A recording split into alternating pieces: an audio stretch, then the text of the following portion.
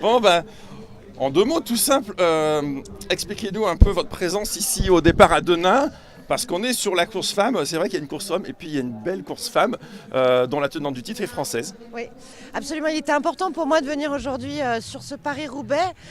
Pour la première fois d'ailleurs, une édition qui se passe en simultané quasiment, puisque ce soir nous aurons des podiums conjoints hommes et femmes.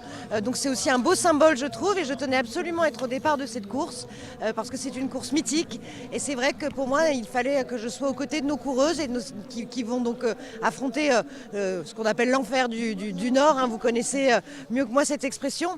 Mais voilà, je voulais venir saluer aujourd'hui nos cyclistes féminines. Elles ont besoin d'une exposition médiatique encore plus importante.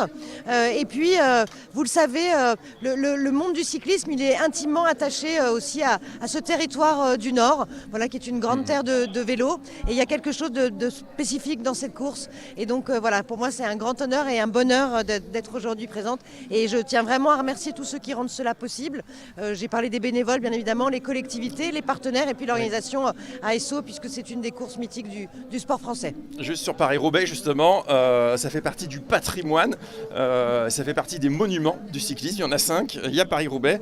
Ça représente quoi pour le sport français, Paris-Roubaix, et pour vous ? Vous l'avez dit, Paris-Roubaix, c'est une page d'histoire du sport français et du cyclisme français. On a tous en tête des exploits ici, avec une édition qui va être d'ailleurs particulièrement scrutée. D'abord parce que Pauline, elle remet son titre en jeu, donc on va bien évidemment suivre ça de très très près. Aussi d'ailleurs parce que du côté des hommes, il y a un enjeu j'ai envie de dire un duel qui se joue et qui fera que peut-être Pogačar va rentrer dans l'histoire s'il réussit à obtenir le titre ici. Il aura fait un grand chelem, on peut le dire, en cyclisme. Donc cette édition 2026, elle va être toute particulière. Et c'est pour ça que moi je tenais aussi, moi je n'étais jamais venue sur le Paris-Roubaix, et donc je tenais à venir vivre au plus près justement ce qui se passe sur cette course, comment cette course aujourd'hui, vous l'avez dit, elle fait partie du patrimoine, mais elle fait partie de la culture aussi du Nord.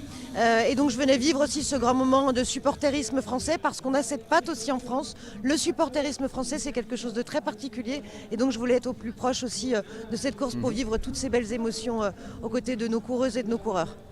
Eh bien, merci beaucoup. Merci à vous. Merci à vous.